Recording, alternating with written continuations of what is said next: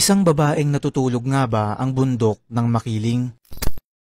Mga kaibigan, ang Mount Makiling na matatagpuan sa probinsya ng Laguna at Batangas ay isa sa mga pinakamahiwagang bundok dito sa Pilipinas. Ayon sa mga kwento, ito raw ay isang diwata na kanilang binase sa hugis o pagkakahulma ng bundok na parang isang babaeng nakahiga at natutulog. Ayon sa Filipino folklore na kwento rin ng mga lokal doon, ang bundok na ito ay isang diwata na nagngangalang Mariang Makiling na noong unang panahon ay tumutulong sa mga taong nakatira sa paligid nito at binibigyan niya ng mga regalo tulad ng ginto at pinoprotektahan yung bundok.